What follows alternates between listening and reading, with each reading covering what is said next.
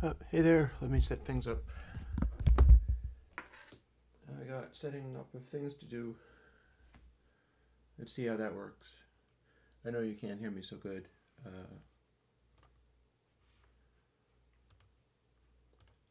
do this.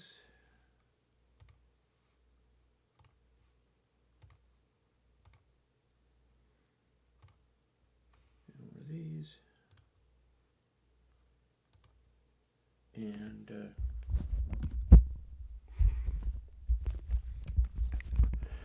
I'm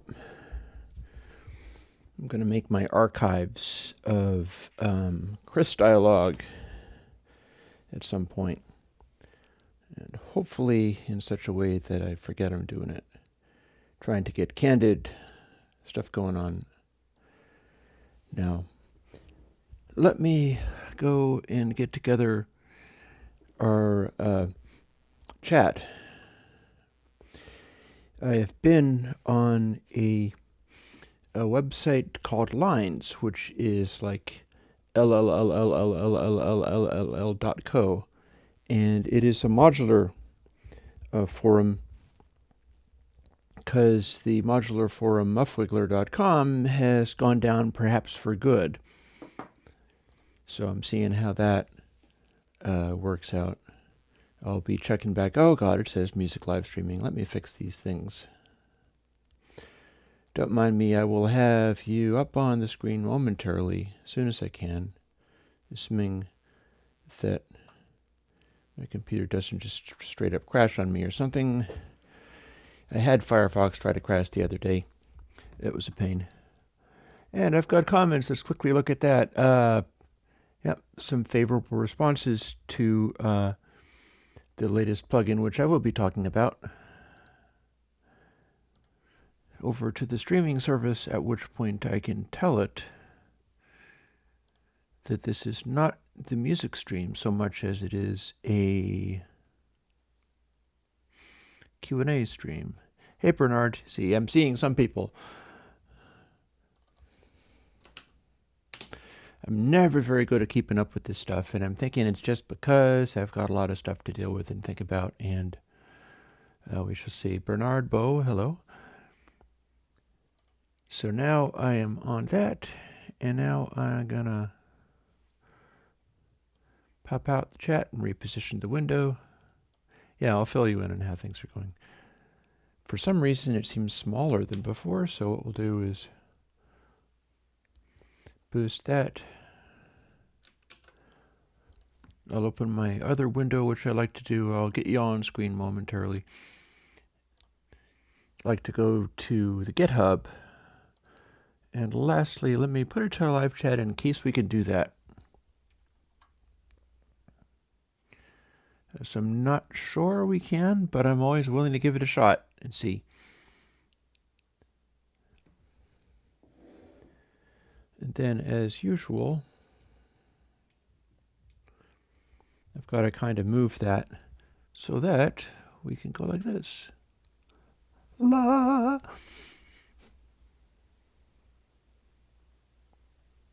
And here we are.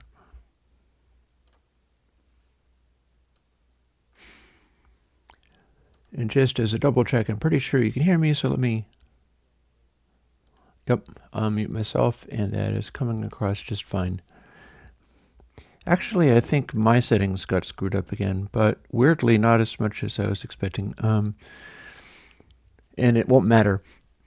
One thing that's been happening to me forever has been, if I'm using these headphones off of that Mac, which is running High Sierra, periodically, if I switch away from, say, the Motu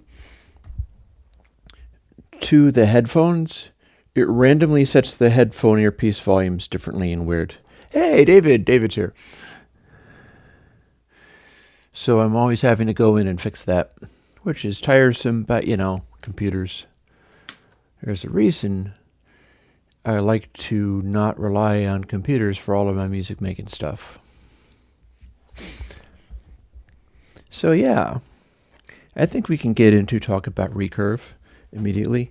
I think another thing that I might end up having to get into is my garb for the live streaming that is suitable for the winter isn't going to be suitable forever. So what's going to end up happening is maybe I'll just wear those like white shirts from Sundays or something like that from the product releases. And I can just do that. That might work. Come up with something to wear that is not bundling up against the cold, because it's not going to be cold for much longer.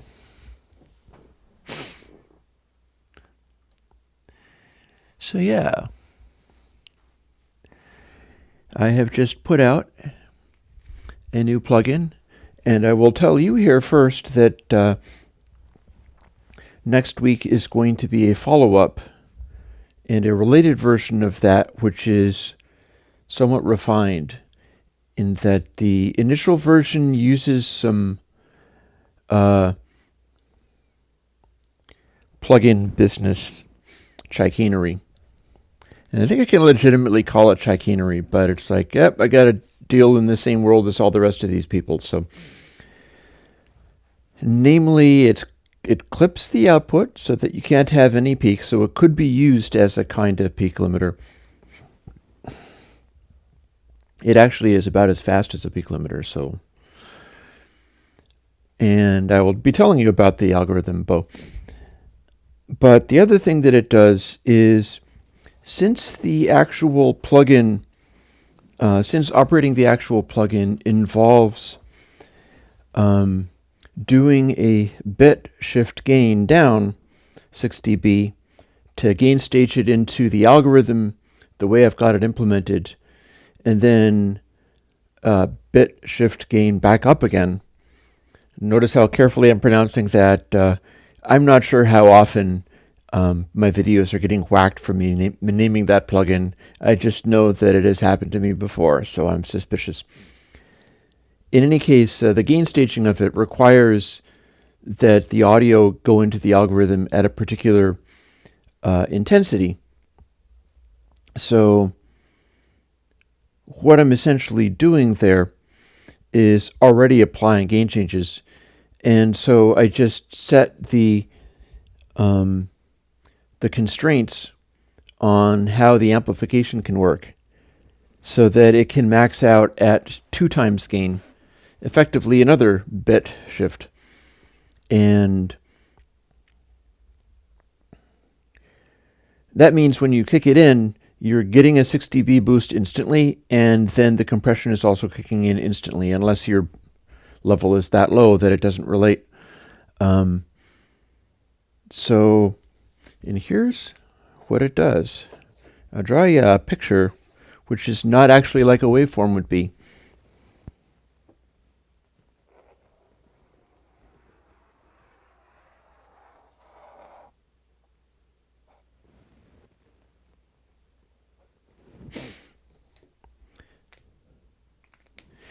This is the heart of Recurve. And the plugin you'll get next week is Curve, which is the same thing but even simpler, with no built-in gain and no clipping on the outset. And then I'll start working out other stuff. Also, it might be worth it to throw in the mono version for the audio unit on Curve, since I'll have time, because I was scrambling to try to get all this together. Here is how Recurve works. This would be a sine function, and you take a degree in radians, and the sine works kind of like this. You start out here, centered around this, and the algorithm will give you sines and cosines, and this is how you get rotations in things in 3D space. Is you give it an angle, and it'll transform the number that you get put in to a set of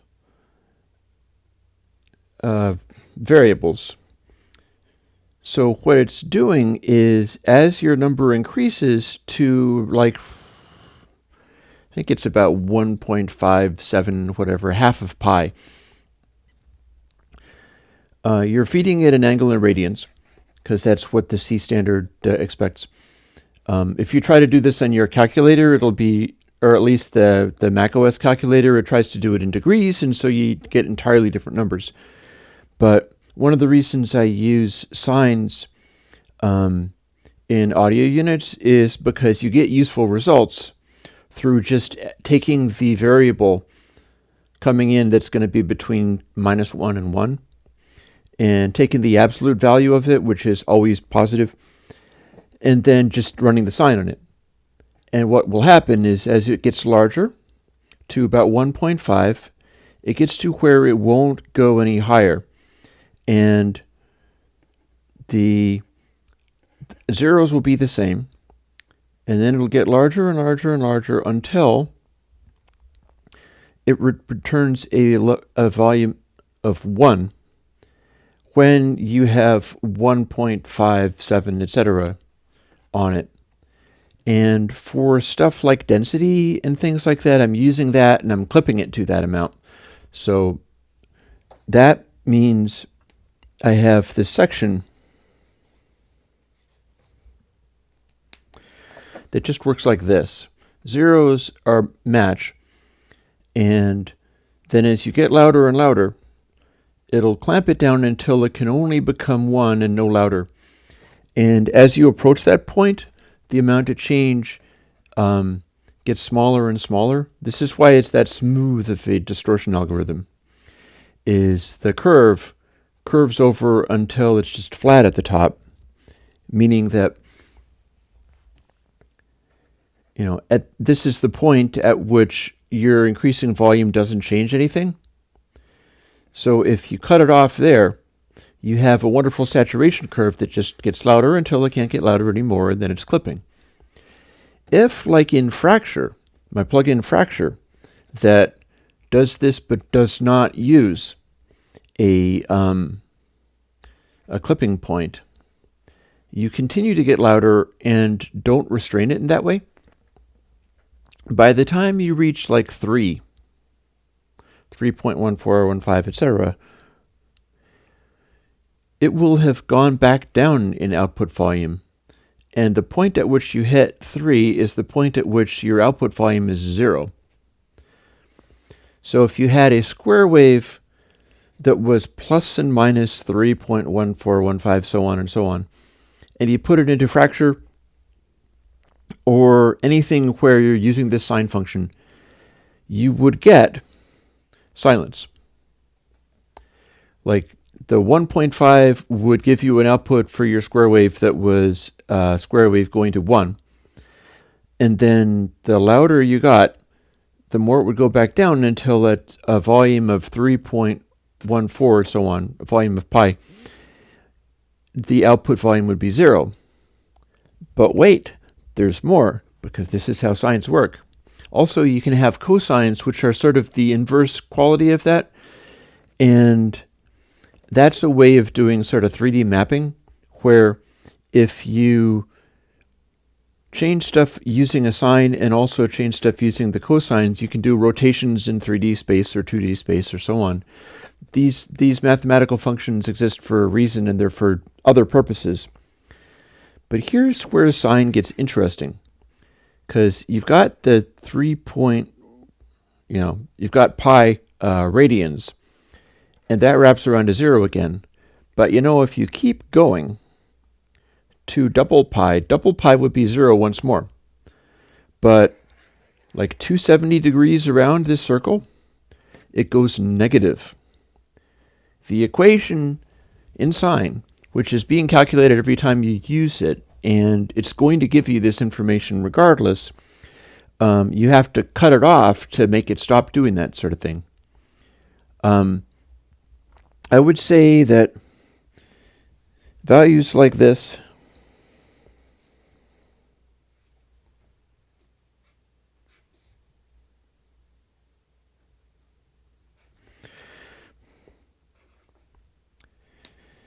Now, this timeline isn't going to make any sense because time doesn't go backwards. But if you have a 0 in the middle and then the volume goes up or down to a level of 1 or -1, This would be like your full sample area. If you're sampling stuff into a DAW, the DAW is probably working on floating point values between 1 and -1. At least those are the ones I see when programming for them. So you got these numbers like this. In order to make the sine factor go up like that, what you'll get is like, let's suppose that this would be 1.57, etc. So you've got a volume level, 0 dB in DAW terms is that point where the sample is at 1 or -1. Because 0 dB is 0 dB less than full scale. That's why they call it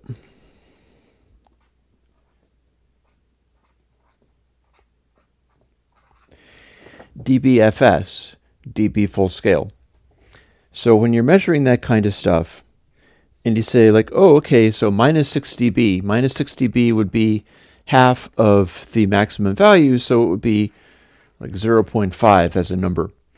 And -12 dB would be 0.25 because it's another half of that. Half of this and then half of that and so on. And the dB values map in that way. It kind of works out sort of like if you're continuing to do dB values, they start doing this, where 6 dB down is here, 12 dB is there, 18 dB is there, 24 is there, and so on.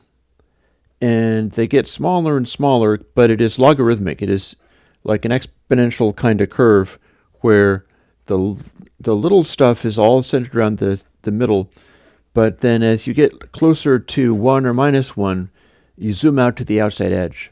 It's probably possible, and in fact it is indeed possible, because you get that in stuff like SoundCloud tracks, to render things according to dB rather than render things according to the actual linear value.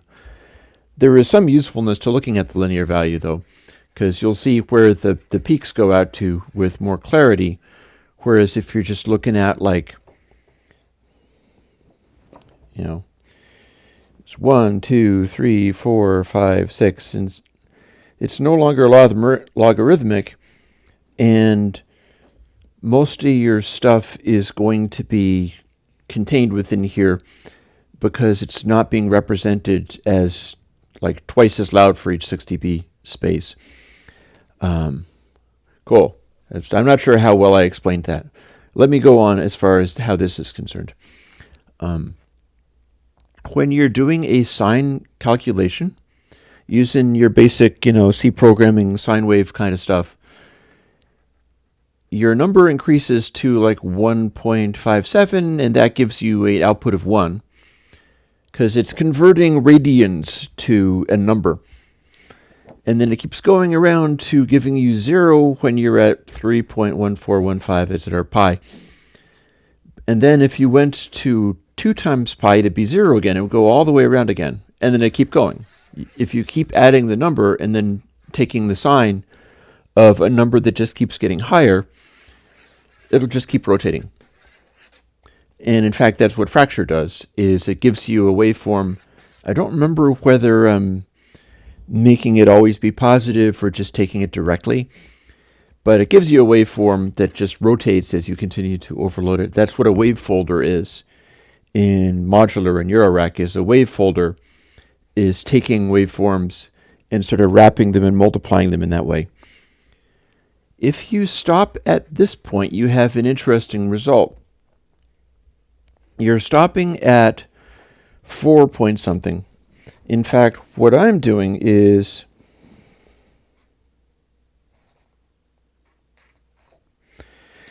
I found that when I did it with literally the number that you wanted, I got into a situation where I was clamping the volume down to literally 0, at which point it could never come back up again because of the way that I had it worked out.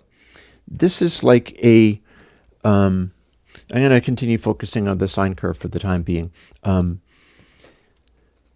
This is food for a compressor, basically, because if you have a level of 0, you can consider that to be not altering the gain.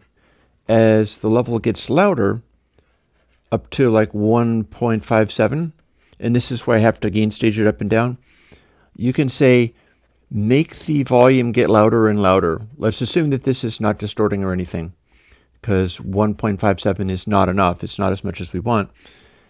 Then as it continues to get louder, it wraps around until at a certain point of loudness, it will not actually alter the gain in any way. Like there's a position where it is making stuff louder, and then past that there's a position where it's not altering the gain again. Then it wraps around to this point and stops. You clamp it. And anything louder than that is turning the gain down. And this is a negative number. So there you go. It's like, okay, that's a negative number. But wait, there's one more thing.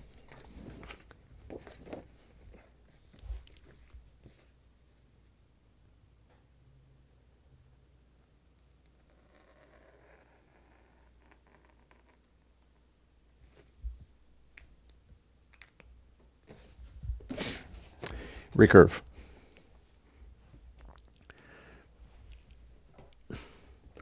What we do is we take this initial value, that is the incoming audio signal, and we multiply our sine that we get out, which makes stuff louder or quieter, by the amplitude of the signal itself. So at our full crank, at 4, we're getting the full effect of turning the gain down. And then it drops away, because of course this goes from minus to positive again. And it drops away some more. It goes through this stage where there is 0, because we're multiplying 0 by whatever the amplitude is.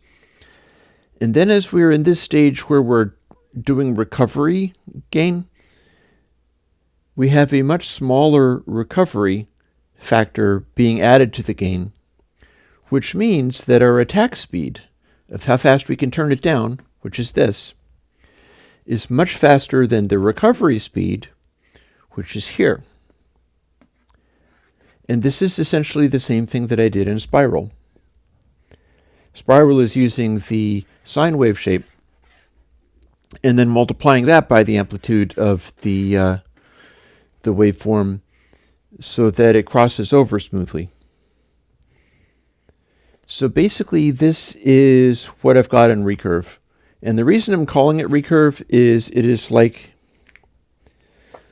a bow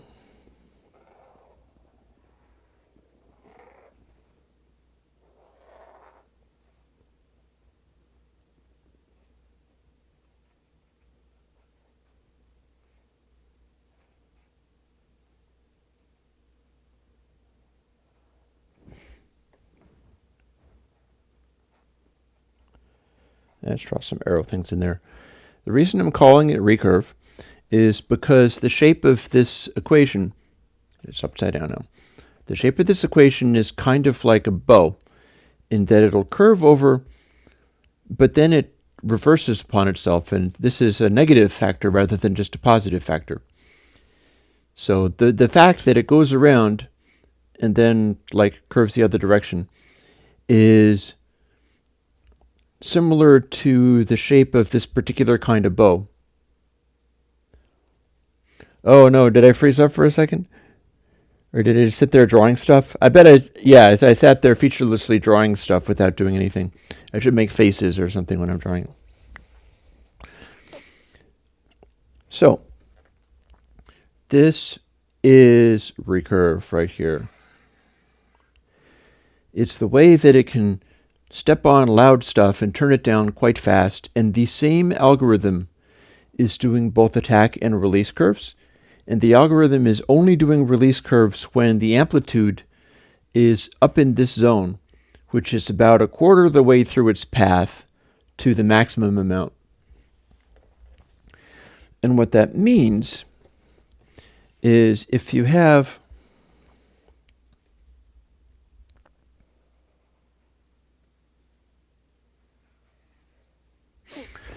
a threshold for compressing and an amplitude that's gradually going up beyond that. If you have just the one threshold and below this, you're turning stuff up, and above this threshold, you're turning stuff down, you're going to get this.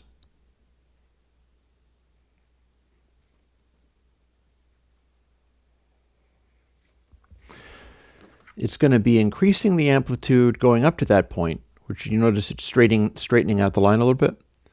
And then once you've hit that point, sharp corner as it tries to remedy, especially with something like a limiter, it's really got to step on the gain quite quickly. So you have this sharp point at which you're turning stuff down, and you've just created a high frequency artifact, which is going to alias because it's a digital function, and you're introducing frequencies that cannot be contained within the Nyquist frequency. Like, the way that works is the algorithm itself is generating harmonics that, you're telling me about this, but I'm doing a video. I can't watch a video while doing a video. It's like I'd have to put it in some kind of little... I know some people who are doing that. There's that fella, Phil, the Flying Pegasus channel, and his entire channel is about watching videos while commenting on them.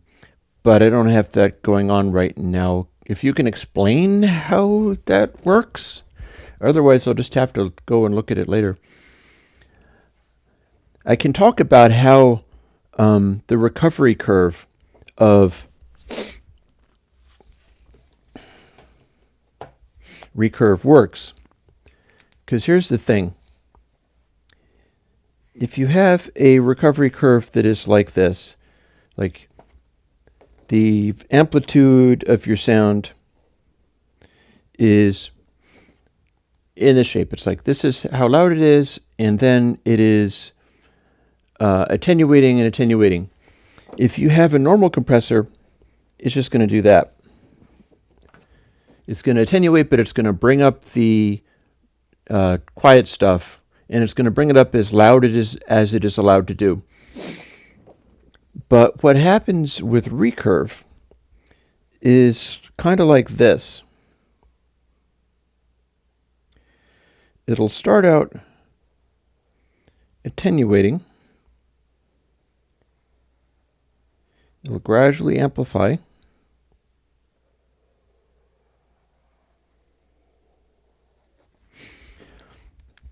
Recurve does this as a compressor recovery curve. It'll bring out stuff as it passes through that region where the gain is being turned up. And then as the overall amount of loudness continues to drop, it drops out of the region and slows down and ends up being, it'll just go quiet again. And that's why it behaves the way that it does on dynamic sounds and stuff with a little space and air in it, stuff with a little silence or quiet passages in there. It will bring up, there you go. I will show you this. This is the recovery curve for recurve, which doesn't actually map to any analog compressor that I know of because it's a mathematical function. But it's a mathematical function that, I bet I know what he's talking about. Because there is a big difference between, say, a VCA compressor that cuts off gradually, or a opto compressor, which has a completely different curve, in which it'll fall off a lot quicker if it's heavily saturated, and then it'll hang on. It'll take a long time for it to fully recover. There's a reason why different electronics have different sounds for things like compressors. And then there's also the factor that if you have, say,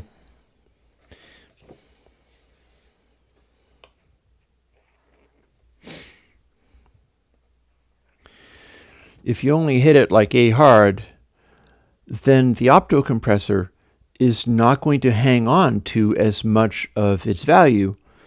It has to be driven heavily into compression in order to have that slow release. So quick bursts of sound will be let go of by the opto compressor more completely. Sustained bursts of sound will continue to affect the CDS cell in there, and it'll take longer. The release time is going to fluctuate. Yep, you see, I knew that kind of stuff. I knew it already. But, so kudos to you for finding that on somebody else's video, because your instinct is absolutely right. This stuff is hugely important. It is hugely important and very relevant. And so if you were drawing that to my attention because you were like, maybe that means something, you're damn right it does. It means a lot. Now, the way that recurve works like that means it has somewhat opto-like qualities, but in a different way. Like if you have sustained noise going on, and then it suddenly and abruptly stops, recurve is going to do this. Or that, or maybe, I'm not sure whether to draw it like that or to draw it like that, where it will just sustain. Basically, if you've got a heavily compressed sound going on, and there's a lot of gain control going in there, and then it goes from the heavily compressed sound and the very high amplitude to dead silence, what will happen is the output will simply stop, and this might constitute acting kind of opto-like, in fact. The output will simply stop, and the gain won't come swooping up because the silence is too deep. You have to have soft audio in order to make the gain curve go back up again. So you have this quality where it will let contrast through rather than just trying to bring up all of the detail and all the background noise and stuff in any given moment. So, yeah. Chris asks, are you going to use recurve for your own music? I think that depends enormously on whether I start doing music with my little 16A there. I have some stuff that I've got to do, and there's some challenging things going on in my life at the moment where it's causing me some hardship. But like you can possibly see over there. Let me go to the dashboard and see whether it's even visible. Not really, but I can fix that.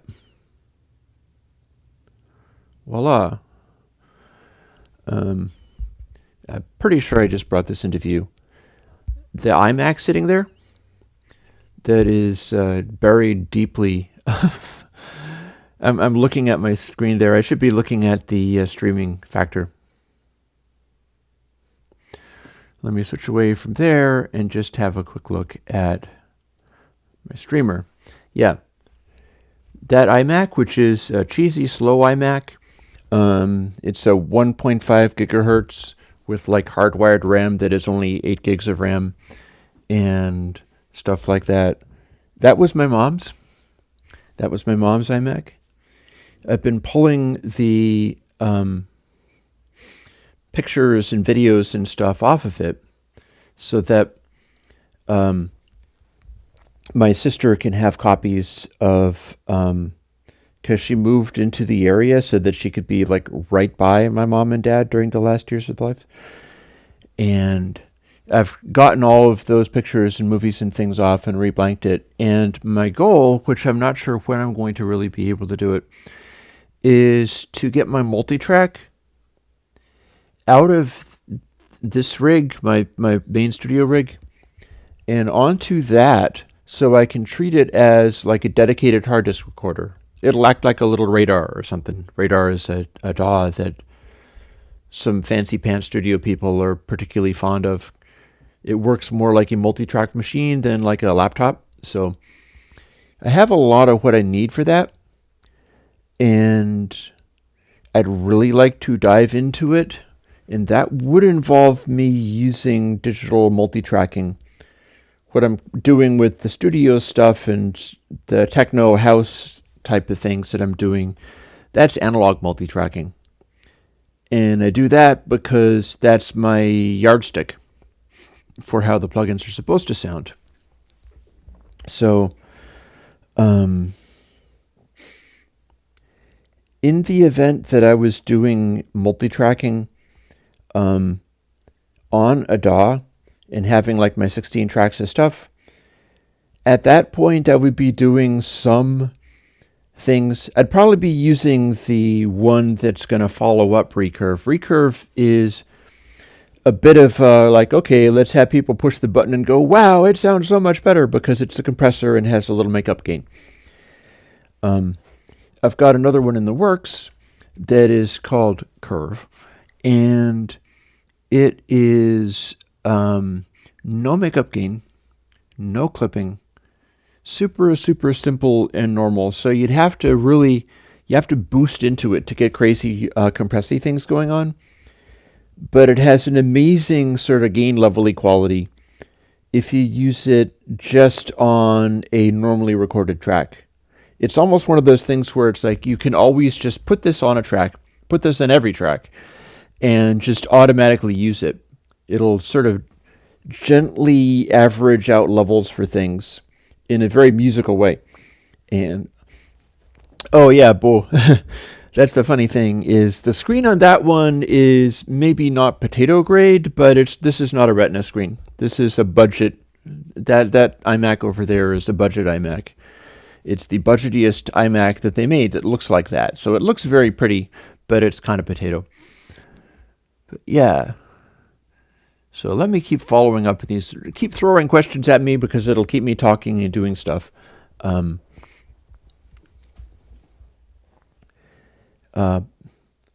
Bo is mentioning asymmetrical curves. That's legit. Yeah. There's a lot of that stuff that goes on. It's a question of which things you want to include in it. And you can also have asymmetrical curves in compressors as well. So that's legit. Robert would like me to recommend track and bus chains if everyone does plugins. So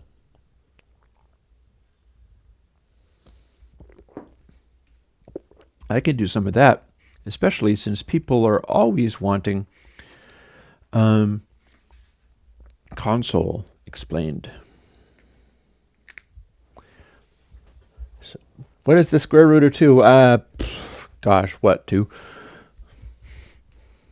I bet that's what it is. I'm going to fire up a calculator and find out. I'm not proud. I'm just a crazy little hacker trying to do things. So 2, let's see, dun dun dun. Where is our square root thing? It's not shown. Fine, I have a calculator that I can use that is not even the slightly more complicated one. Dun dun dun. 2 is 1.4. Okay. Yep. So they approach 1. Fair enough. Okay, so I was wrong. It's not 2. It's 1.414213.5, etc., etc. Was there a reason you needed to know the square root of 2? I'm happy to oblige. Anywho, for using track and bus chains for various genres, for say a rock template track,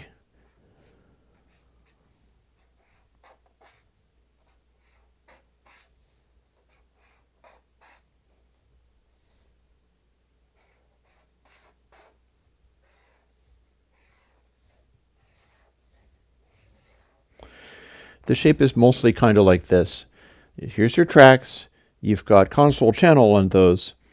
And then on the bus, the first thing on the bus is console bus. And then you might have, say, a limiter of some kind. You could easily use, say, recurve just to catch overs and stuff. And that is essentially the idea there. The main structure is about balancing stuff, and there is, I should point out, an influence in there. Have you ever seen the, here, I'll show you. Here's the thing that's pretty cool. When I find it, I'll be back in a moment.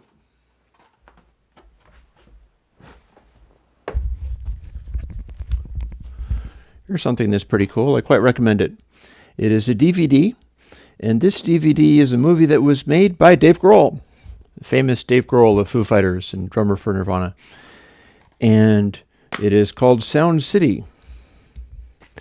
And this is a story of the studio that they recorded Nirvana's Nevermind in.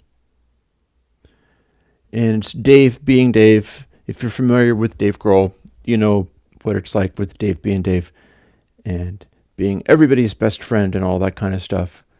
But one of the things that's going on with this is that they're talking about many different albums that were recorded here and the kind of motivations and choices that were made by people who were recording in Sound City.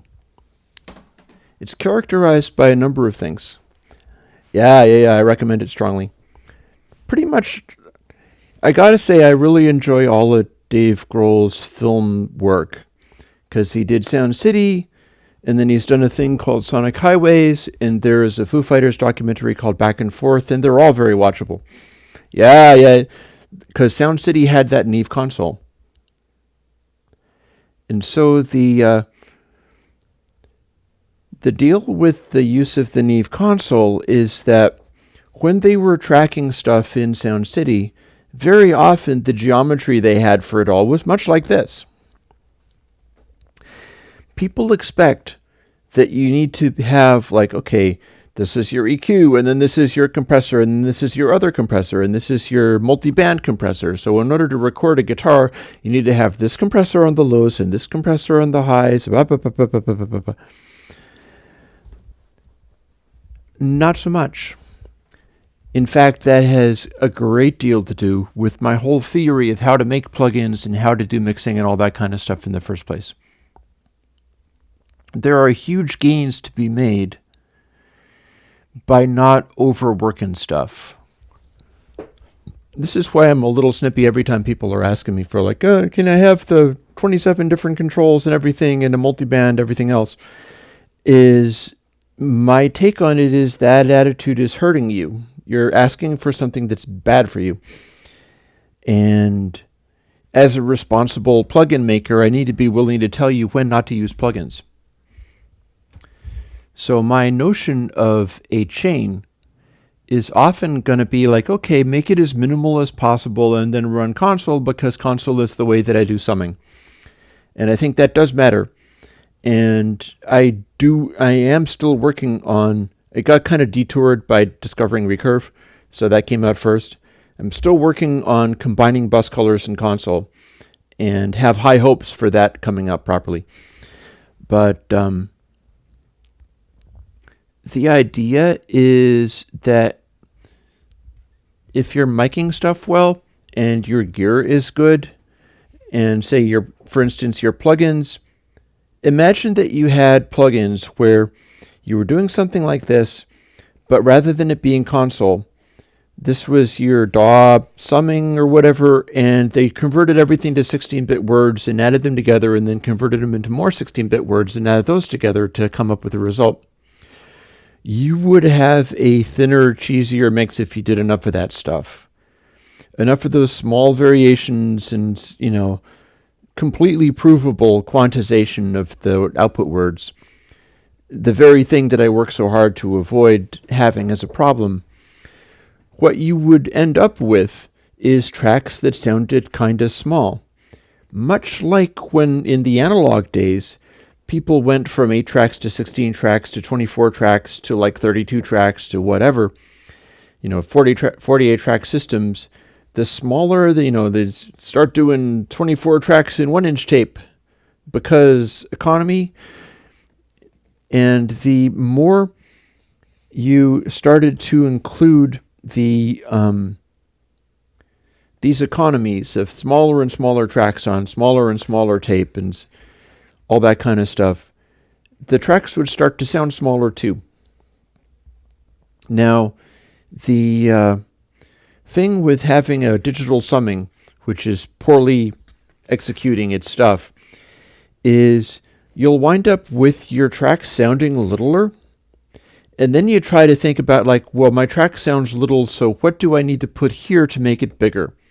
And so you put EQ or something like that, or you do these various things. And this is how people got into like late 80s mix sounds or late 80s and 90s mix sounds, where the whole texture of sound changed.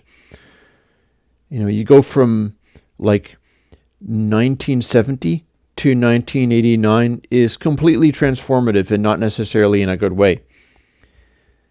And something like the way Sound City did things, which was track stuff very simply without external circuitry and run it into their wonderful sounding Neve console because they could. Because with the Neve console taking the place of this, you'd bring up your individual track, put one microphone down, and go, oh, hey, wow, that sounds absolutely amazing. I don't need to do anything else. And so they didn't. That's what you want. You want the chain to be as big sounding and get as much out of your initial tracking that you can. And then you don't need to put other stuff in there. And I say this as somebody that has put out like more than 150 plugins, which you could put up here. So many times you shouldn't. You should not be doing those things. You should be working with a minimum of stuff. And some of that has to do with, like, if you're, say, recording a guitar, for instance, you're recording like a metal guitar. So what you do is you run the guitar through a tube screamer into the amp, and that tightens up the low end in a characteristic way. And then you get a SM57 and you stick that on the amp and find the right place in the speaker to give exactly the right kind of tonality and tilt it the right way, so that you don't point it like right at the voice coil. That's getting you all of the highs in the world. And instead, you're pointing it at the cone edge and either just moving it aside or tilting it away from the voice coil. And that gets rid of some of the highs, so you're EQing it with mic positioning. And then as you're doing that, the 57 itself is killing all of the extreme lows that would otherwise be the case for being that close to a speaker. And it's pre-EQing what is going into the mix, what's going into the board. So you can make some choices like that, including choices that are widely considered to be fairly standard, at least for some people. It's almost a meme to be like, oh, 57 sound like crap, everything should be mixed with Neumann 104s. But these things serve a purpose, and they get used by default, often for a reason. It's the same thing with, say, snare drums. If you throw a 57 and a snare drum and go, oh, this is the default mic, well, it's going to get you that characteristic sound. And the characteristic sound is somewhat rolled off highs, so it'll sit back in the mix a little bit. Somewhat rolled off lows, so that it'll have a higher impact without as much of a thump to it. And it'll also distort the little transformer inside it quite heavily, so because of the very high sound pressure level. And so that'll densify up the snare sound as if you were putting a distortion plug-in on it. You know. That said, at some point I really do need to go and get a 57, buy a stock 57, then take the little transformer out and make a plug-in to emulate it, just in case people wanted to, say, take a snare drum sound that was in their mix and go like, okay, what can I do to do an Air Windows version of what that mic would do to this without actually having to crank up an entire model-y thing, which does an elaborate convolution kernel modeling of it and so on. There's bound to be ways of doing these things more gracefully. So we are starting to lose stuff off the top of the chat, so I'm going to respond to that. I haven't done anything with early reflections just yet, but that is something that is also in the works. Not so much in terms of early reflections, and I don't know what that Neve reference is. Is that the console that was in Sound City? In any case, early reflections is a valuable thing in its own right. Crosstalk, I don't think is relevant to sounding good. I simply do not. Crosstalk is going to be a matter of circuits running alongside each other and bleeding into each other. And in practice, all that's going to do, maybe it's going to make a duller, more muted version of the sound coming across in mono. Maybe it's going to affect the power supplies, in which case I've already got power sag to do that. I absolutely do not think that crosstalk is a magic bullet as far as getting console sounds is concerned. And I've spent a bunch of years working on all of this. It is a mistake. It is a thing where, stereo crosstalk, basically all you're doing is narrowing stuff or doing early reflection-y type things that are messing with the phase and whatever. Some of the stuff that happens in analog circuitry is useful, and some of it is kind of not. Back in the day, I was mixing stuff off of ADATs, because that was all I had at the time, and I experimented with sort of a large switchboard with a bunch of resistors in it that was essentially a binary analog mixer. So rather than having knobs, because I was like, oh, knobs aren't cool, it was banks of switches, each of which had resistors that were calibrated to be able to give me the same degree of attenuation, but in bitwise format. So I also did some stuff with a strange little digital mixer that I had back in the day. And, it might have been an M-Audio or something. I don't remember much about it. And it was a little tiny mixer that was about this big, and it had these tiny little knobs. And it was a digital line mixer that would take 8 tracks of ADAT, and put out SPDIF. And it was doing the line mixing in like 24-bit resolution or higher. And essentially, it was like a mini tiny DAW.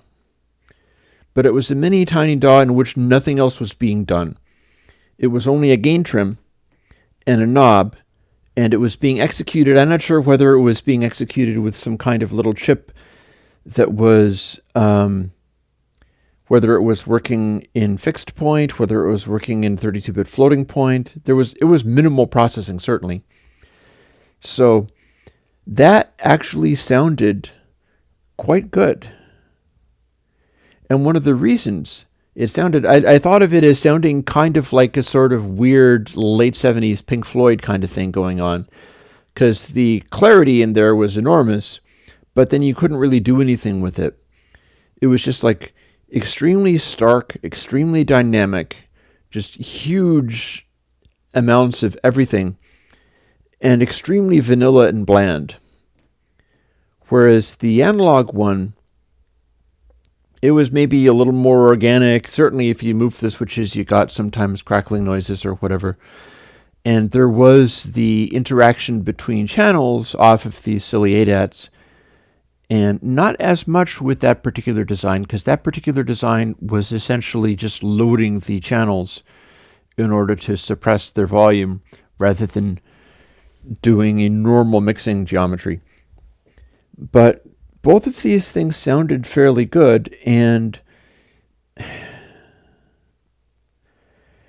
part of going for your classic analog sounds is not about just throwing things on like crosstalk, but omitting stuff like aliasing, quantization, stuff like that.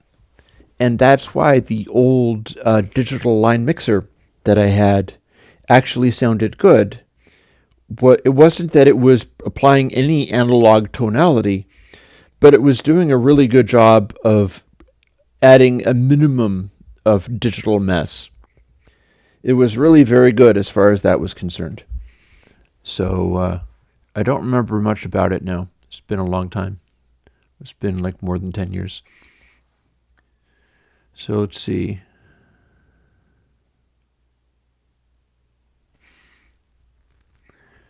Experimenting and sample. Zafor, yes, that's okay. Continue to play with it. No question. Emulating analog crosstalk in old consoles. Again, I don't see how crosstalk is useful as other than additional tone shaping. You could take some form of equalization, maybe equalization that's better than your usual like DAW channel EQ, and add small amounts of additional warmth or additional lows or whatever. Maybe crosstalk only picks up low mids. It's certainly not going to pick up much in the way of extreme highs, and it's not necessarily going to contribute a bunch of lows because the correlation between there, it might be a bit of a mid boost. If you did a good enough job of just adding that to the track itself, you'd kind of already be there. You know, it's worth paying attention to how these analog circuits alter the sound, because otherwise things wind up sounding stark. But I remind you again, like with this Sound City thing, the Neve console that they had for this was extremely free of unpleasant, it's like intermodulation distortion, not so much. It was a lot of transformer coupling that was done really well. Expensive parts in there, basically. And it was all Class A. These are ways of reducing analog sphere unpleasant noises. Like if you make a bunch of stuff that is all Class A rather than Class B or Class AB, you're burning a lot of more energy in the circuit. And if you've got like 48 tracks and all of the tracks are made in Class A, you're going to wind up having to heat your house with the unit because it's going to burn all of this enormous quantity of excess heat. But none of those amplification circuits will have a crossover point that needs to switch from one thing to another thing. And every time you have a crossover point that switches from one thing to another thing, there's the capacity of having tiny traces of Class B distortion in there. So some of the stuff that goes on with these circuits and things like that is not as much about generating the same crosstalk as it is like, what are you doing that's comparable to the choice of making this entire console Class A and only Class A and burning thousands of watts in so doing. And let me see now. I'm following some of these things. Controlling acoustics is all good, yes. You can have acoustics on soft synths and samplers and stuff. I remind you that the Phil Collins, the Genesis album, that I'm trying to remember the particular one. Mama, I think it is, a track where their drum track is a drum machine slammed into an amplifier that's cranked up so loud that it's like hopping up and down on the ground. And that is something that anybody can do. You could also sort of try to do it in the box, but that's something that you don't have to be in a recording studio to do, as long as you have the ability to amplify and then remic something. There's many things you can do that'll get the analog sphere into there. And that just becomes your challenge because you don't have the Neve console, you don't have the microphone preamplifiers. And unless you go out and get some microphone preamplifiers that are high quality and work, then you won't be getting quite the same results, but you can still loop back out into the analog sphere.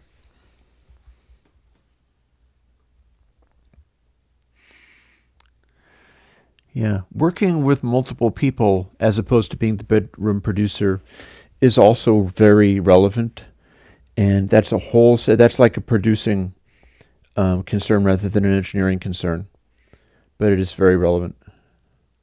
I agree with Project that crosstalk is something that you avoid. If you need to shape the tone in a way like, we've got a little bit more lower mids, which is coming from bleeding into adjacent tracks, and it could be like crosstalk on a tape machine is definitely going to be lows and lower mids, because you need the track to be dead on exactly where it's supposed to be in order to get all the highs.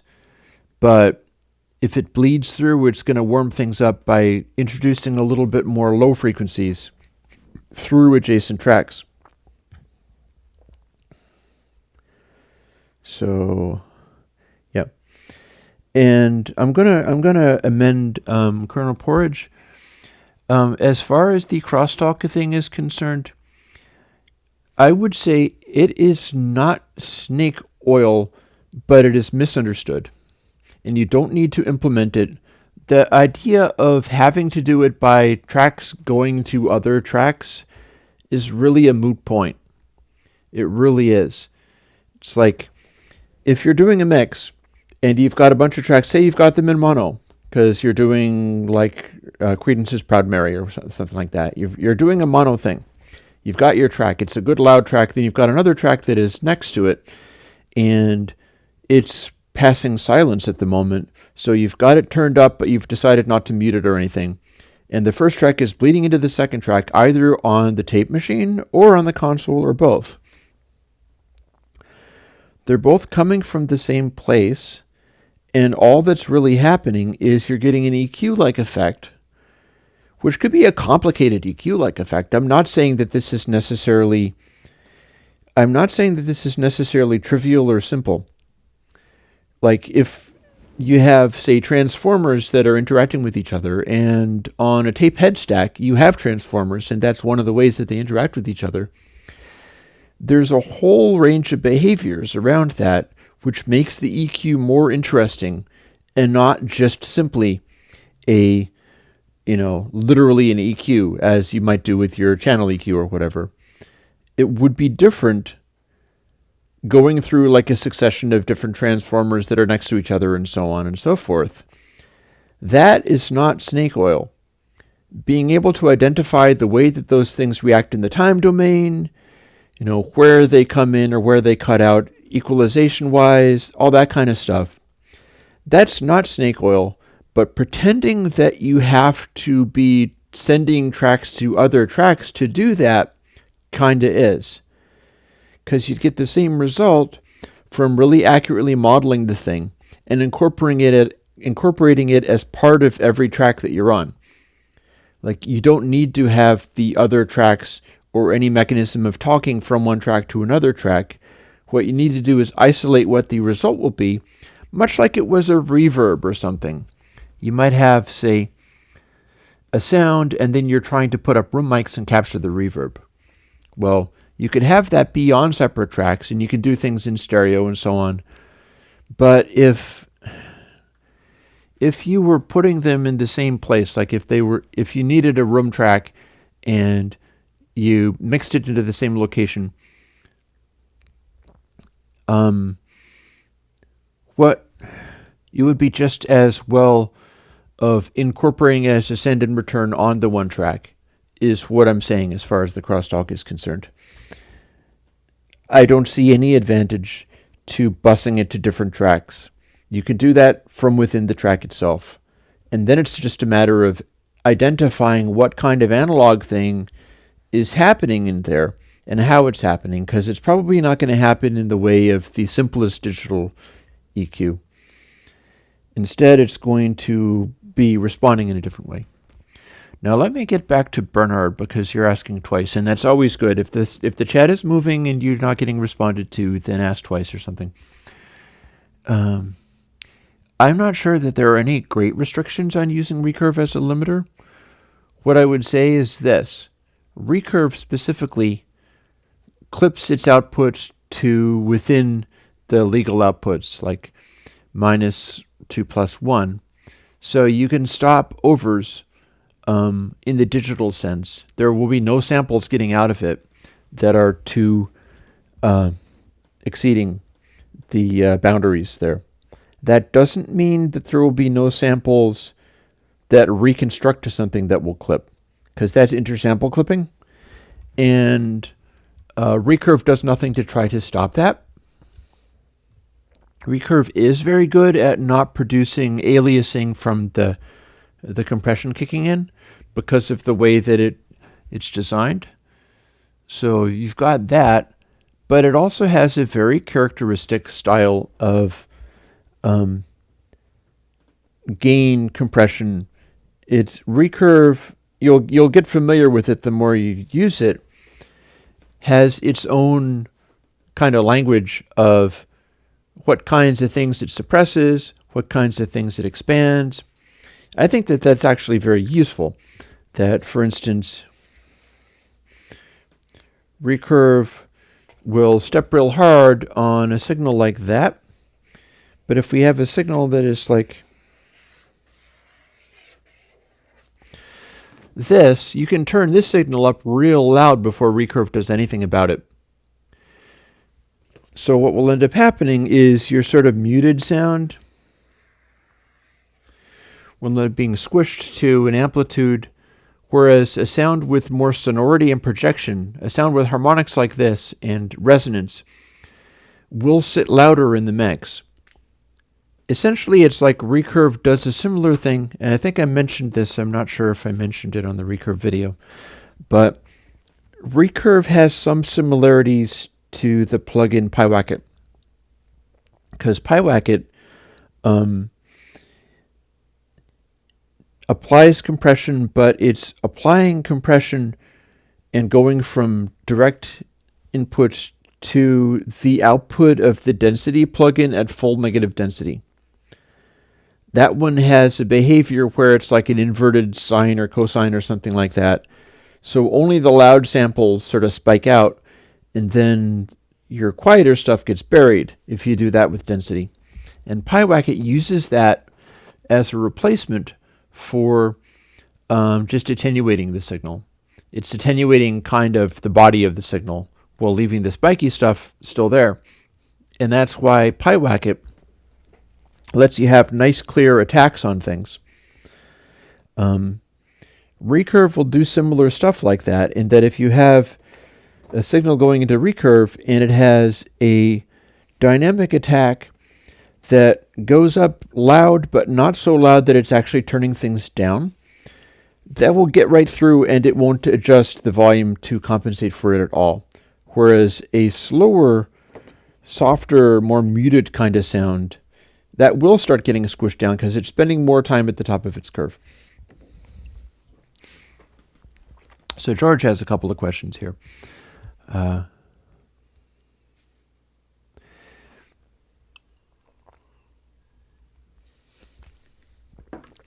That is an interesting observation, and I can tell you why that would happen, but I'm also going to suggest that that is going to be a very subtle effect, that it'll be a lot harder to pick up on that, and if Reaper does this, I'd like to know about it, because I'm moving in the direction of, I have bought a Reaper license, and so what I'm doing is I'm setting up that machine to end up running Reaper and doing multi-tracking. What's happening when you route a track output directly to the interface is you're sending the pattern of bits from that track directly to the interface's converters. If you send it to the master track, it is going through whatever internal summing is required. And you'd think that that would be exactly literally the same, but that's not always the case.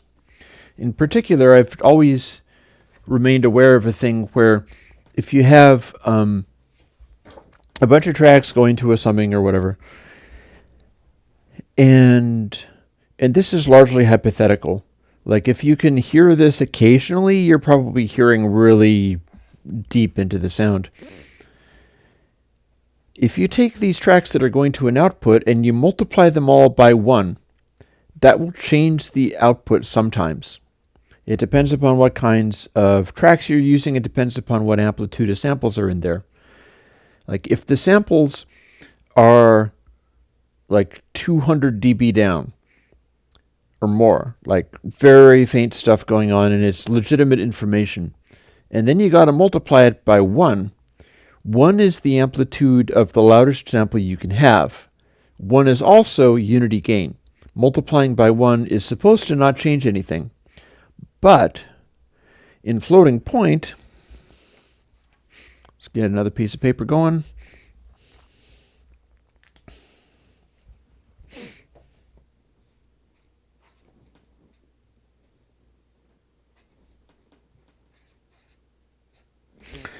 You got numbers like this, and 1 is multiplying by unity gain. But if you have really faint sounds, like down here, and you multiplied this by another that was very much like it, you'd have your mantissa, the thing that is fixing the number in here. And then you have the exponent, which is fixing how many zeros are on it. And you can multiply the one by the other.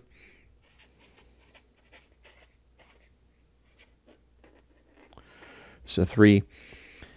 And floating point mathematics goes, oh, okay, let's multiply these. They seem to be about the same exponent, so we can just do our math on there. If you multiply things by 1, what you're probably going to do, or say 10, or 1 quadrillion. Let's multiply things by 100,000, or a million, however many this is. If you're multiplying it by this, what floating point needs to do, if you're multiplying things in floating point at a given bit depth, is say you're doing 32-bit floats.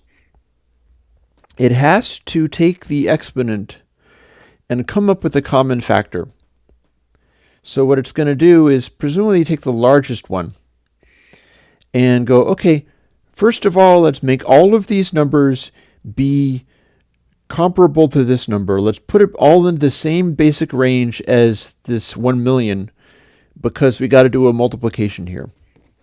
So it goes, okay, so what is 0.00001 in the gain scale of a million? 0. Okay, so we'll multiply this by 0, and hey, okay. And so you wind up with a wrong answer out of floating point math because the point isn't able to be in two places at once. That's basically what's going on there. So if you have a track output and it is going to the master track and it's going to your interface's output, and your master track is set to 0 dB down, which is unity gain, which is 1. See where I'm getting with this? You're going to have some stuff going on, and again, I defy anybody to pick up on the stuff that happens in this way in controlled conditions. You're not going to be able to do a double-blind test around this stuff. You're probably just getting subliminal feelings from time to time, and it's causing you to be negatively impressed by the situation. If you had to really compare them, you would be most likely unable to find the fault regularly. It just bugs you from time to time. And it would be for this reason, that you got a bunch of sounds, it's samples. Samples tend to be centered around 0. If you have acoustic recordings or reverbs or anything like that that goes from loud to quiet, quiet is tiny samples. Quiet is like this 0.00001 or whatever. And every time you go through a fader that is set to unity, never mind if your fader is set to 4 dB down, which is going to be like multiplying everything by 0.627 or whatever that's going to be. You're multiplying all of this stuff by a floating point number hovering around 1. It might be literally 1. It might be a little bit less if you're using the faders to calibrate things and so on. And this is why my plugins typically, if they're doing a gain change, especially if they're like Purist Line, if they're my simplest minimal plugins, and I have a scenario where I have a gain level and I'm expecting it to be usually like it's an output level control, so we're leaving it at 1 most of the time, I'll put in code that checks and goes like, okay, so if my multiplication factor is literally 1, skip this multiply. Because I intend to keep these stuff, the really tiny stuff, untouched, unless it absolutely has to be modified in some way. Like if we're doing a 4 dB down or 0.627 or whatever, I will apply that. But anytime I'm multiplying by literally 1, I'm remembering that in floating point, that is going to be assigning all of the floating point stuff to, and by that I mean all the floating point stuff that's literally being multiplied as a float. So honestly, the way I do things, this wouldn't be hurting me anyway. It's just the principle of the thing that has me doing it. And you'll never be able to tell the difference with a lot of this stuff. That is one possible reason why it sounds better to have a track output routed directly to your interface's output rather than sent to the master track going to your interface's output. You might have extra multiplies, extra math operations happening, which are changing some of the values. And the only values it's able to change are values that are so subtle that I defy you to be able to tell the difference under controlled conditions. But it might bug you over the long term. You might occasionally pick up on a little bit of a difference, nothing you can really put your finger on, but you're going, why is this not quite what it should be? And you can't really nail it, but then you're like, this is bothering me. Every now and then I get a feeling this is a little flatter than it should be. There's your answer. And it's not summing math, it's just math. It's literally just how you operate with floating point numbers. Yep. Less is more. Console by default. I would not have 2tape as a default on my list because, I'm not using tape or tape emulation for my current stuff because I'm working on accomplishing the same stuff that tape does. Like, I prefer to... The things that I'm doing with my analog system right now, I would choose to have tape-like attenuation going on so that the mixing of my sounds is also going into some process that has limits on how much high frequencies can pass through because I like a deeper, sort of more distant audio. But the thing is, I don't have to go to tape for that because I'm going through the magnetodynamic infundibulator. I'm going through transformer cores. And that is providing inductance, and that is providing a similar effect to, it's another coil of wire, just like a tape head is a coil of wire. I'm already using some of that stuff. It's just not literally tape. So that's why 2tape is not a default on my list, is I'll choose to do things, and maybe if I was constantly working in the box rather than usually working outside of the box and then making my plugins try to rise to what I'm familiar doing rather than getting used to how plugins sound and then just taking them for granted. Maybe if I was in the box more, I'd be using stuff like that more. I'm not entirely sure. I do know, however, that 2tape is a bit of a strong effect in many ways. Like, I would never be saying this should be your default for everything, because there's a lot more that you can do, and it's like 2tape is like bus colors. 2tape is like a coat of paint. It is not always helpful to you. It's just generating a kind of sound that can be desirable and has certain useful qualities about it, but it's just doing several things at once. It's doing some head bump, it's doing some bass boost, it's rolling off highs in a particular way, it's causing saturation. Those are 3 different effects. You can do those in 3 different ways, or you can just do those as far as how your mixing is concerned and how you're balancing instruments. It's not necessary to build stuff like that into the DAW or into the chain if you're remaining aware that these are things that should be covered in some way or other. Like, for instance, I just put out Smooth, and it has some similar things to plugins like acceleration. And I could easily choose to use something like Smooth or something like acceleration rather than something like 2tape, simply because I might want, a airy high end that seems to extend really high but still doesn't have, like, literally the completely rigid digital high end where it's just mathematical and it gives you whatever you ask for, whether that's going to be musical or not. Maybe I want that stuff clamped down, but it isn't always going to be 2-tape that it's going to do it. That said, 2-tape will do exactly that. So, what should we be focusing on as musicians? 24-bit or 32-bit float? I use both. One of the reasons I'm enthusiastic about switching over to Reaper is that Reaper will give me, although I haven't been finding the settings in the program that enable it, but Reaper should allow for the 64-bit bus, and that's nice. I'm currently revising all the plugins to incorporate the floating point dither stuff and polish it up, and I believe I can get more efficient plugins out of it as well. But one of the things I'm doing is updating all of the 64-bit bus stuff in the VSTs so that they use a comparable floating point dither and denormalization dither. So the noise floor of the 64-bit float is going to be, 2000 dB down or something. And this is legit. This is one of the things that enables, and so I might as well roll with it rather than put a fake noise in just to comply with making stuff sound as if it was 32-bit dithered.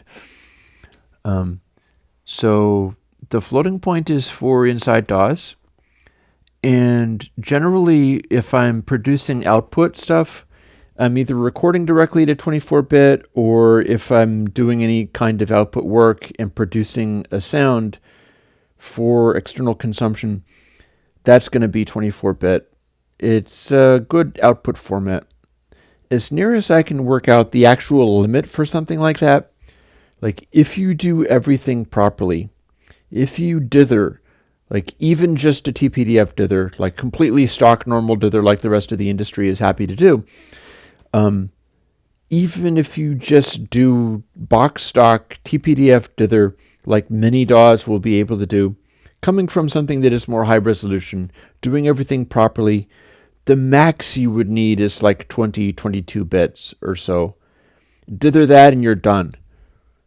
It doesn't actually need to be more than that as an output format. But we have 24-bit because it's a multiple of 8. And since we have it, there's no reason not to use it. I'm just saying that the limit is not at 24-bit. The limit is a little bit advanced from 16-bit if you're lucky. And if you dither stuff or do it really well, like for instance my dither plugins, especially something like Not Just Another Dither and JAD, the most recent version in Studio Tan, people are not typically going to be able to tell the difference between high-res and 16-bit dithered that way. Project settings. Thank you, George.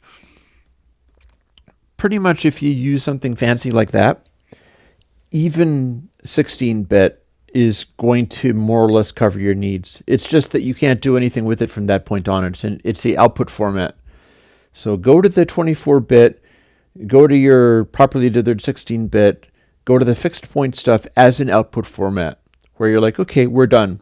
Store it as this, and then it's just for listening to from now on. Now, one of the reasons that people like Bob Olson advocate for TPDF specifically is that in modern ways of dealing with things, and this brings us back to George May's observation above, you're not necessarily done. Once you've got your fixed point output format, you might have something where it's got fancy noise shaping. There's a bunch of different people who have done noise shaping, like the Power Consortium did kinds of noise shaping. Isotope has a kind of noise shaping for, super high energy, making everything be perfect within the audible band. And as Bob points out, if you do that kind of stuff and just throw a lot of energy into manipulating the way that it gets reconstructed, and then you go through digital volume controls and things, you can wind up having your output break.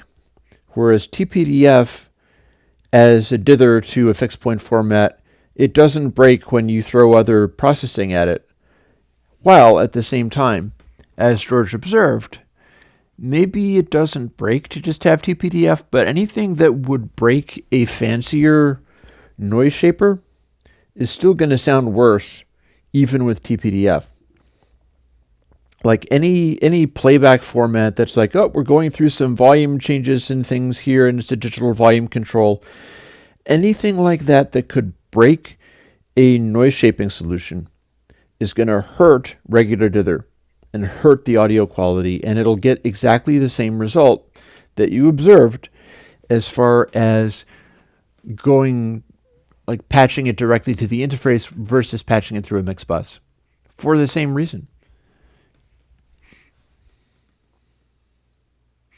So let me see. How do floating point numbers float? They take themselves lightly.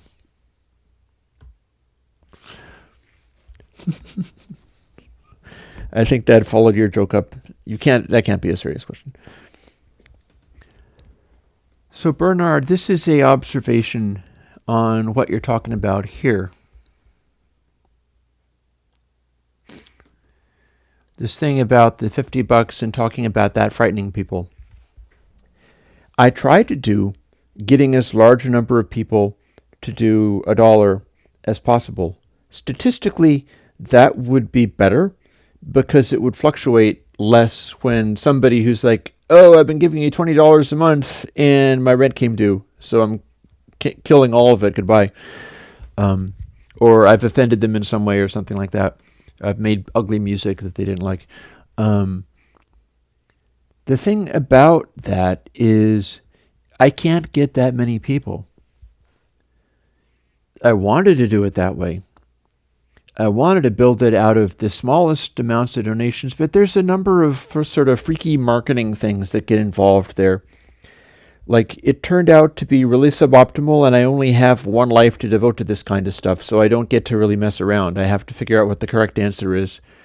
And as such, having figured out more of what the correct answer is, I get to share it, so I get to tell you why I chose to behave that way, and what it's for, and why I would encourage you to come up with something similar if you're in the same boat and trying to do something for money or for partly money or whatever for people. The thing about it is, firstly, $50 is not all that much. And you'll notice that I always make a point of saying, if you're not poorer than me and you could buy one of these things as a commercial thing, I would like you to do that. I had a fellow who wrote me email and said, I'm going to be talking about you in the context of this other thing. How should I describe you? Do I call you a donationware developer? And I responded to that. And I said, no, please don't. Instead, you should call me an open source developer. Or you could say a crowd-funded developer.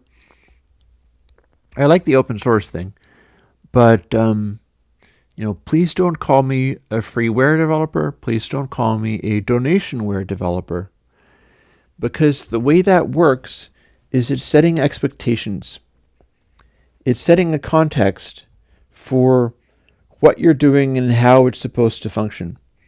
Like, I am setting up that Ko-fi, Ko-fi thing, as a fallback position or extra thing for people who are cop such an attitude about Patreon that they don't want to be part of it. And I'm setting it up bit by bit. I actually have to pay them in order to have it really be comparable. So whatever, I'll pay them in order to have it be comparable. But I'm setting that up so that I have a backup plan for if something bad happens to Patreon, I can direct people to something that's functional right away. But I'm going to have to change some of how they've got it set up because their positioning doesn't work for me. I have a cup of coffee right here. It's wonderful stuff. It's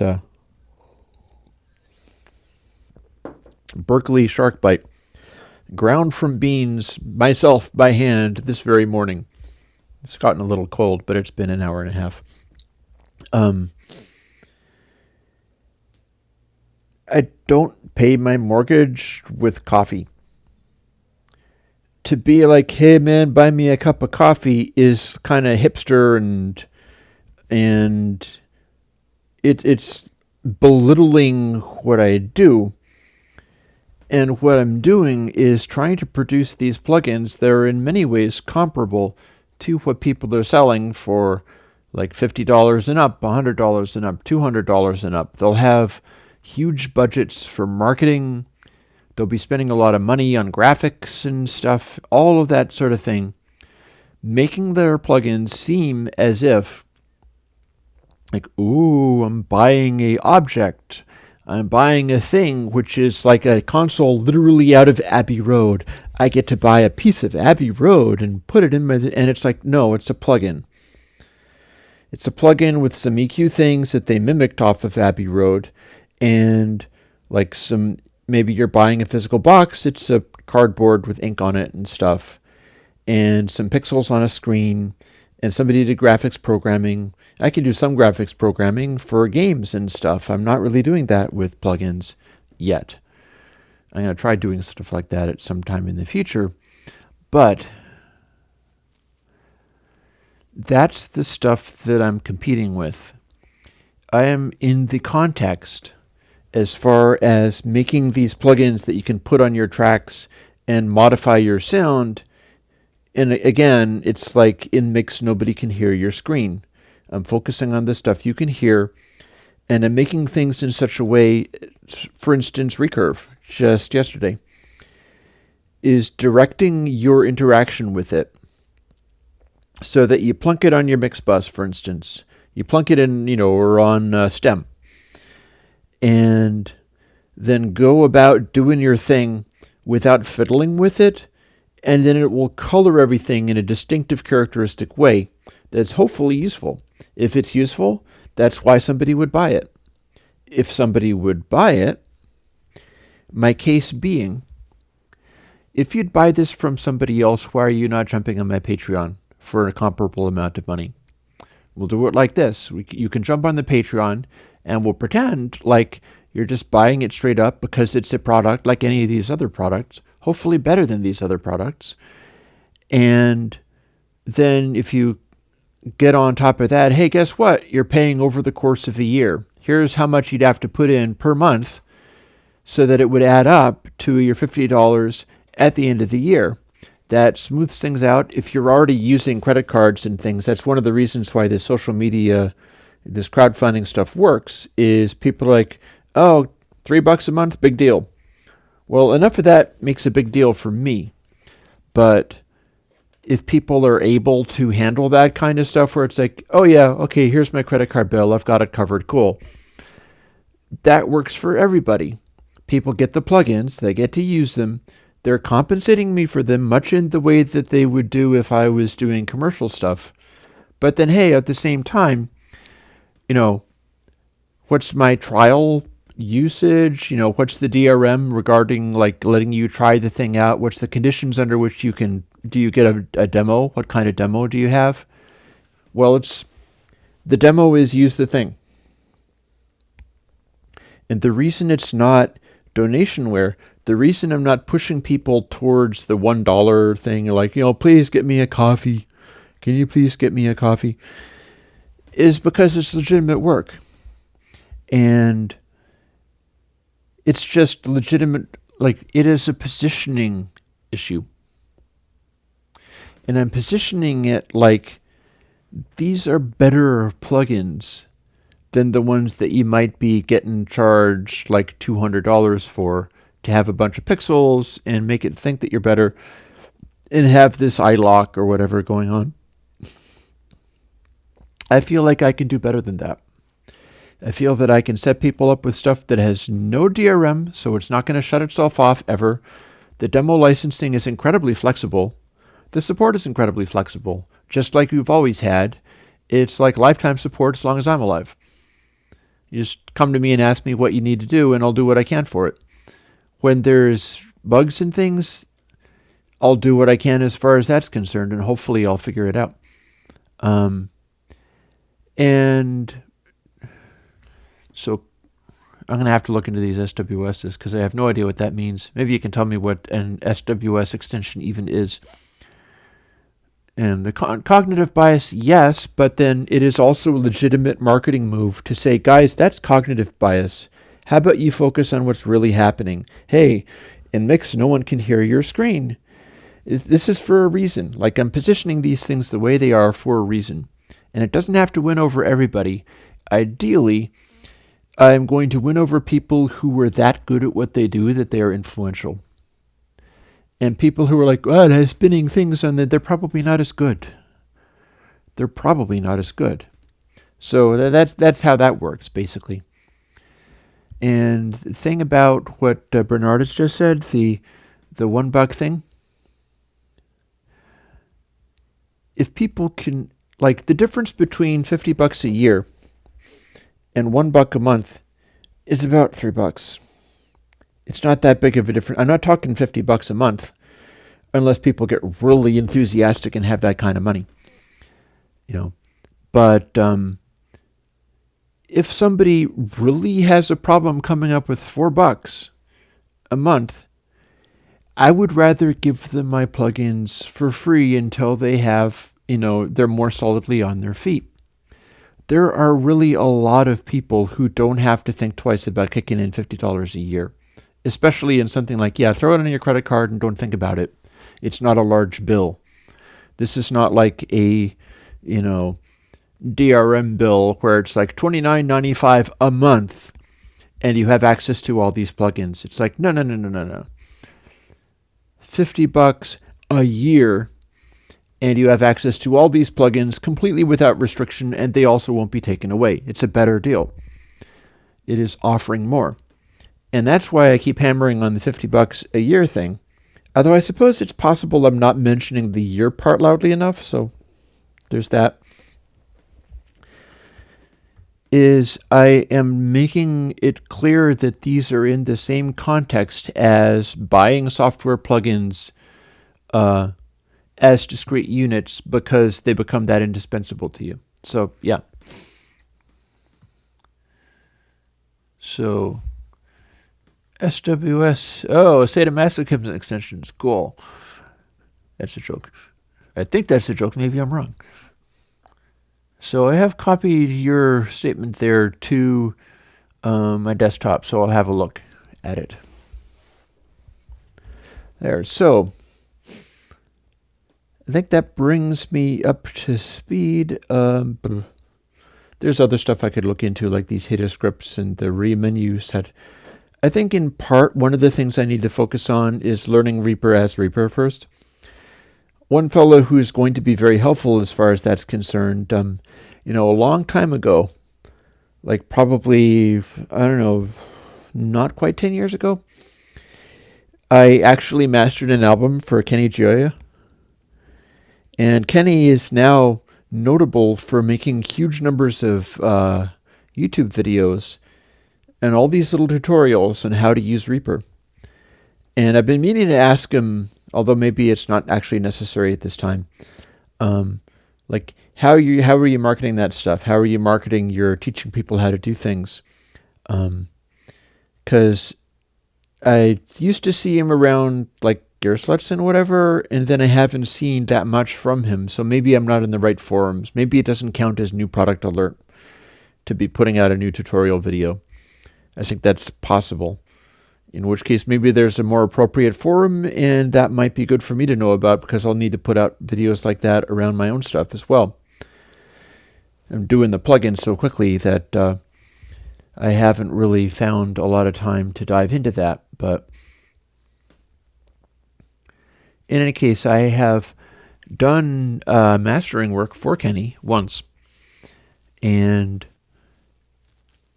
he's doing these videos, so I have hopes that I can pick up Reaper and learn how to do it, and that will really come into its own when I start getting into doing VSTs with GUI, because that could be a Mac Windows Linux thing, and should be more accessible than trying to do. I've been asking people for years now, please help me do VST GUI and also Mac audio units with the Cocoa View. Nobody comes forth, and it's beyond my capacities, like all by myself. It's not that easy of a thing. I mean, famously, Massey plugins wanted to do Cocoa AUs with GUI and just found it daunting. It's not well put together. Yeah, I like Kenny a lot. So I'm looking forward to picking up some Reaper stuff around him. I've even got links to some Kenny Reaper tutorials on my desktop as well. Notably, there's a thing about like folders versus buses versus VCAs or something. And I was looking at that. The great thing about Kenny's tutorials is that he'll talk you through these things, and then you watch him selecting all this different stuff, and you see where stuff lives in the interface. Like if you go like, okay, he's got some tracks, and he says, I'm going to reroute this to somewhere else, and then he goes and clicks on a place, and something opens up, and you see he went over here and clicked on this thing, and that's where they hid the rerouting stuff, or you did this thing, and then these are contained in a folder, and these little markings indicate that they're part of the folder, and you see where those things are being operated from. So it's like if he is muting something, if he's adding gain, if he's like putting a plugin or whatever in, even if he's doing something completely different, he'll say, I'm going and muting this now and I'm adding a plugin, and you watch him doing it and you can see where that is. So I am a huge Kenny fan, loving the stuff that he does. Now we've got another 15 minutes or so for today's live stream before I switch everything back over. I have to remember to change my audio capture over from the microphone to the Motu so that I can record the line inputs for my music jam tomorrow. I'm not sure how that's working out. I've been getting a lot of flack for my distant and ugly noises. And there's reasons behind that. I intend to follow up on one criticism I just got about my distant and ugly noises to say, like, hey man, I play what I feel. If you want me to feel better, like, throw money or something. But there's a lot of that, but there's also stuff that people aren't necessarily considering. In the recurve video, I'm using a clip that I brought into the session where rather than just having the one sort of house music thing, I threw another clip in that has some really grating synthesizer stuff going on. It's making really harsh little synthy noises using a Behringer Moog. It's the Behringer Model D, and a guitar driving it. And I was really just kind of scraping on the guitar strings and making the MIDI freak out and go crazy. So I made some really harsh noises, and I liked them, but this fellow listening to the video was like, please never play that again. Here's the thing. Yes, I play what I feel. And so, and I love that kind of stuff. Like when Frank Zappa directed his band, make it as ugly as possible. That's music to my ears. I grew up listening to Zappa's craziest stuff, and Adrian Belew's craziest stuff, and King Crimson's craziest stuff, and I've always just loved that kind of noise. So I'm a big fan of ugly noises. But that particular noise in that particular context is there because it is a synthesizer noise that is generating really high overtones from an analog circuit, and it's poking out of the texture of the track in a really striking way.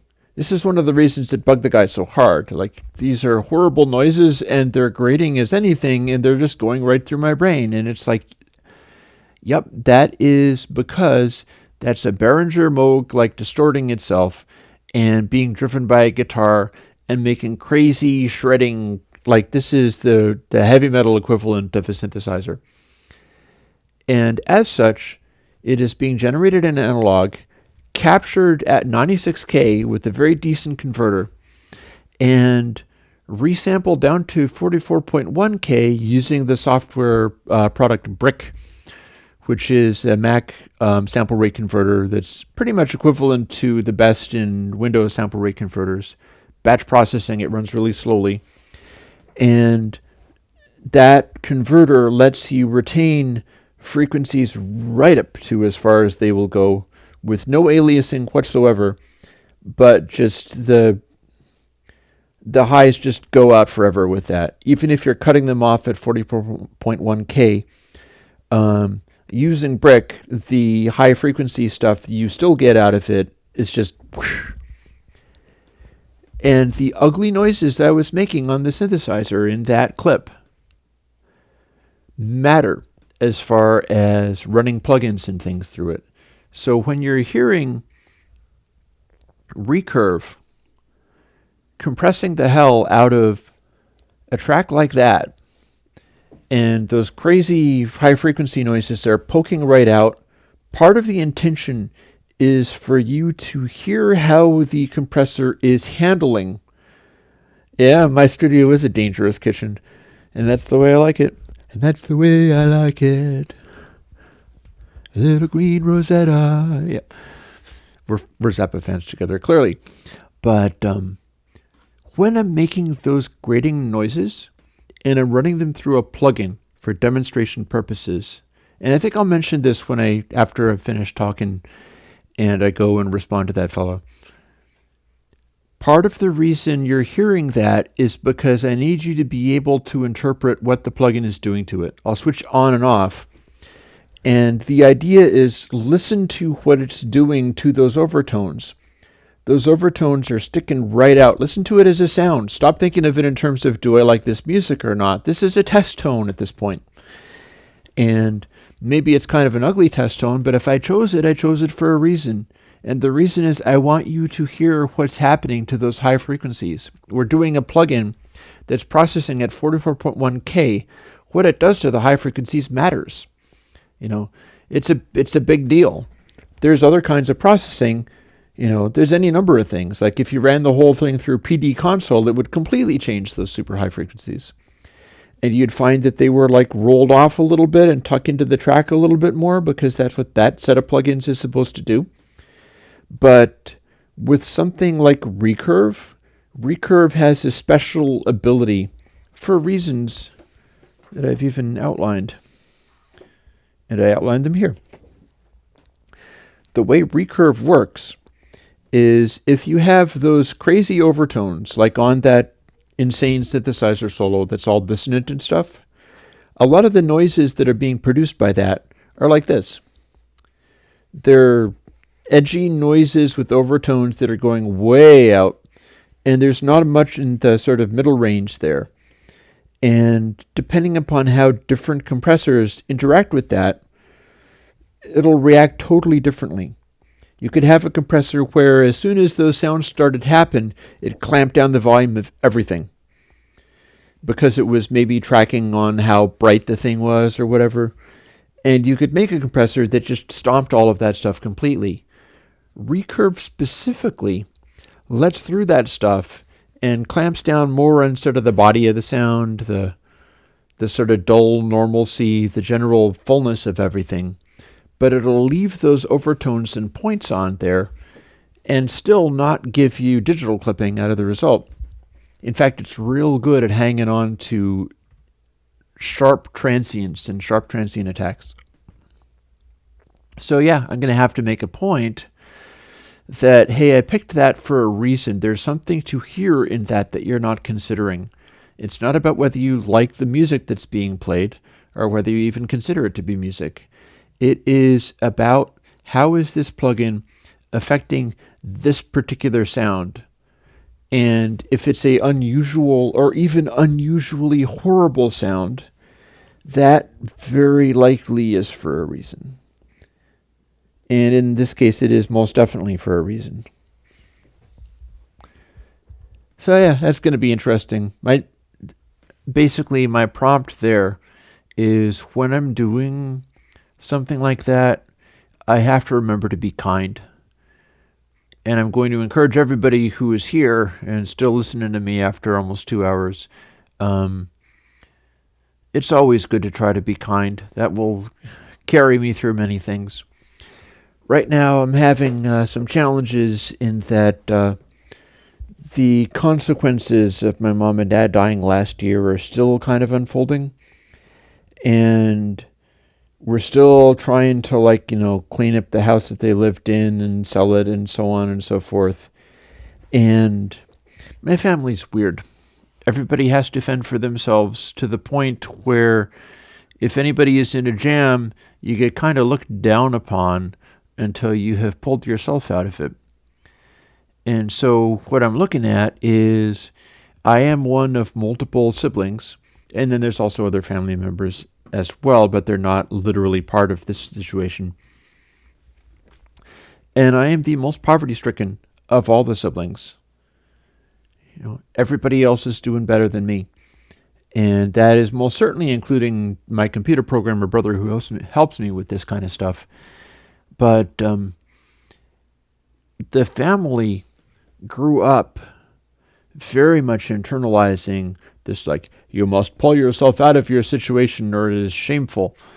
And therefore, nobody's, we're talking about maybe having the estate lawyers or whatever try to loan me something from out of what is expected to end up coming to me anyhow, so that I can bail my ass out of some credit card problems and stuff.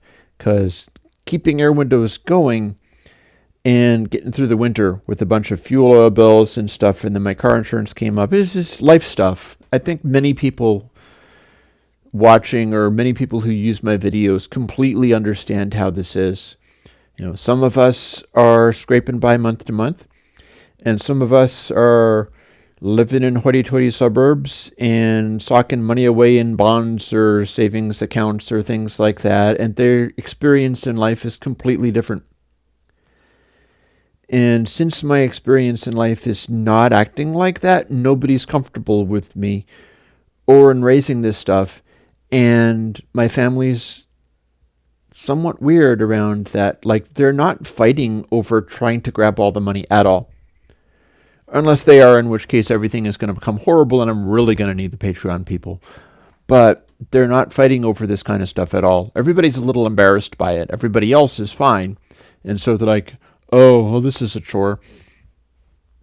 And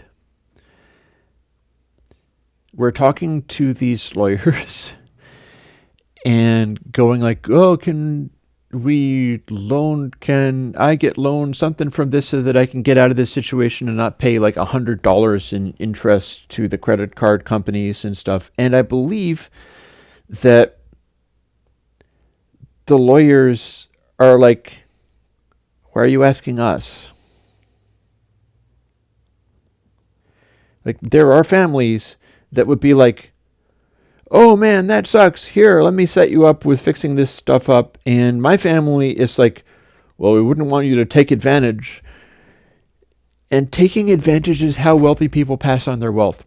Taking advantage is how wealthy people lock in their social class and preserve it and build their own little network so that everybody that they know and all their little friends are all thriving and doing stuff. It's like the class consciousness that is normally there with wealthy people. My immediate family does not have that going on. And it's kind of cool and kind of super annoying. Because if my family did not have the, well, you better not take advantage thing going on, my life would probably be so much easier that I wouldn't be Chris from Air Windows anymore. So, having stuff go so easily that I don't actually have to invent these plugins and things, there is a downside to that. But there are families that are well, we can't have that. Here, we'd better get you, oh, your porch got run over. We'd better lend you some money so that you can get a good carpenter to fix that up, because we can't be going around having our family looking like they live in a crappy porch or in a busted up, rundown house. And my immediate family, extending onwards into even hoity-toity or angles, relatives of the family, do not have that degree of class consciousness in the sense of that, oh, we need to keep all of our people on this side of the boat rather than over into the ocean. And instead, it's all about fending for yourself. And if I drop over the side, I have to climb my own way back, whether that is possible or not. And as the small business guy that's been doing this small business without going under for, boy, if you count Air Windows as a company and as having a registered domain name, it's been 20 years. I've been running this business for longer than some of you have been alive. And the environment that I'm in, you do not succeed by just merit and being good at the stuff that you do. What you get from merit and being good at the stuff that you do is you start doing really good stuff. There's no correlation between that and becoming part of the wealthy class. And I'll talk in class structure in that way because that's how that kind of stuff works. And that's why it's interesting to me that it unfolds in the way that it does, because, like, you know, my family isn't interested in that, doesn't have expectations that much as far as that is concerned. But again, I got a feeling the lawyers are going, why are you asking us? Don't you folks have like $5,000 here and there that you can throw this guy if he's one of your family? You're all in this boat together. We're setting this all up for you. Look at the numbers that we're looking at. Yes, it is kind of insignificant compared to the numbers that we're looking at, but by the same token, why are you asking us? Why is it our job to advance money out of this? You know, we're handling this estate disbursement and we're paying ourselves out of it, and there are bills and things, and why are you asking us? So yeah, it's mixed up. I have to extricate my feelings around that from what I expect out of siblings and family members and stuff. I have an uncle who would like me to come and visit him. Him and his wife, my aunt, are really sweet. He's an architect, and they have a really flashy house. If I go over to visit them, I'm visiting some very upper crust people with a beautiful, incredibly well-kept house, and my aunt will make me a incredibly good brunch because she really cares about how well she does it and stuff. And they'll have me over as a social guest, and they love me. But they don't want to ask about how I'm doing. And if I'm in trouble, they don't want to hear about it because it's not socially appropriate. My whole family has grown up that way. And so that's where we are. And with regard to the other siblings and stuff like that, I play Magic the Gathering with one brother, and I enjoy the hell out of it. And we don't really have much else to do together, so we're doing that, and I get as much as I can out of that. The other brother that I saw just the other weekend, we did some work on a game, and you'll be seeing more about the game. It is actually on my GitHub currently, but it's going to be renamed and changed around a little bit. He is a programmer. He's interested in software code. When I come over, he tells me about how his work is going, and he tells me about what he's doing with his Linux box, because he's a Linux guy, and that's what he runs on in his home. And he gets a lot out of just sharing that stuff, because he doesn't have a lot of other people to talk to about that. You know, and it matters that I care about these things that they like. It would be really nice if they cared about the things that I'm insanely interested in. All this plug-in stuff, the modular synthesizer stuff. What, this? This is a microphone. It is a microphone. Yeah, I would love it if my immediate family members were like interested in synthesizers and music and stuff. They ain't. There's nothing that I can do that will get them interested in that. So every one of us either goes and plays in other people's sandboxes just to spend a little time with each other, or blows each other off completely. And so while I can, I need to continue, while I can and while I can afford it, The computer programmer brother is hot to reimburse me for gas payments for me driving down to see him. He is reminding me repeatedly at times that, like, if you're struggling to pay off this credit card and this is a deal, I don't know how many times I've told you that I will cover your gas for you coming out here because I want you to come to me sometimes to visit. And I come from my family, so I say no. I come from my family, so I say, it's okay. I got it covered. I'm budgeting for that. I'm taking care of myself. I'm not taking advantage. And this has a great deal to do with why I do Air Windows the way that I do. I'll bounce back to what was being said earlier by the Bernard regarding the $50, $1 thing. As far as I'm concerned, the people that I want jumping on my Patreon are the people who are able to spend $50 a year on the tools for their fondest desires and their best systems and stuff like that. And I'll make the case to them. I will make the case to them that I expect to act as if I'm selling these things as commercial products. And if they don't make the cut, like, my expectation is I can make enough plugins that you'll really love a bunch of them. Please sign up as if you were going to be buying a bunch of them at $50 a pop. And I expect people to use stuff that isn't their favorite thing and not to pay for it. I just also expect that you'll get to like some of them so much that it will make sense and you would have bought it and you would pay for it. But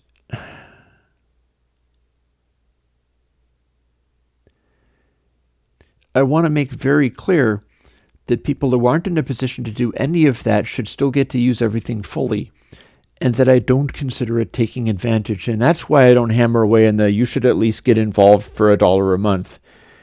The mathematics of that just doesn't work out. If I try to get people doing it, I wind up annoying the people who are insulted when asked for $1 a month. Because there's that whole scale. Like, I've had people who are like, wow, this is great. We should get to this next stage. So how about I donate $40? Or $90. That'll get us to the next position, right? And at the time, I was trying to push the $1 a month thing so hard that I was like, can you reconsider that? Because I'd rather it be blended among different people. And the guy just got mad and bailed. He was mad that I questioned that he was going to pledge $90 a month as if he was only going to do it once and then leave as soon as he got what he wanted or something like that.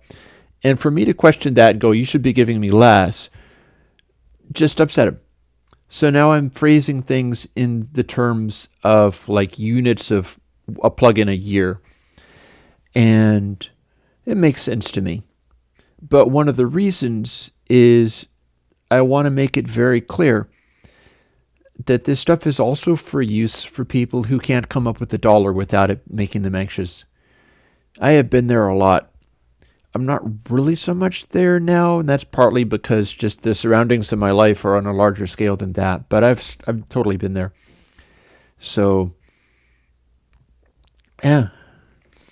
I guess we will end up continuing this conversation next Monday, most likely. I'll be finishing up some of the stuff that I was talking about and probably coming off of another attempt to go and help deal with this house and stuff like that. So I'll be having a bunch more interactions with family, and hopefully that'll go okay. It'll go however it goes. Again, I need to remember to be kind, and that counts for a lot. So given that it's 1:05, I will switch over and probably do a bunch more work on plugins because I've got some notes for myself about stuff that I need to do. And we'll keep stuff moving. I'll let you know about that game when I have something more to show. It's not one of the things about the game that I'm doing in conjunction with my brother is that we're kind of doing it with me doing it, and he watches what I do because he has a hard time understanding how Air Windows and my creative process works. I basically come up with stuff, and he goes, "How did you do that?" Where did that come from? Because he's a more methodical guy. He needs to do stuff sort of step by step. And I jump around a lot and wind up with results out of nowhere, seemingly. So I'm doing this game bit by bit, and he's watching and observing how I make all the choices involved. And since I'm doing it that way, I've been kind of putting it off until such times as I'm actually hanging out with him. So that slows that down quite a lot.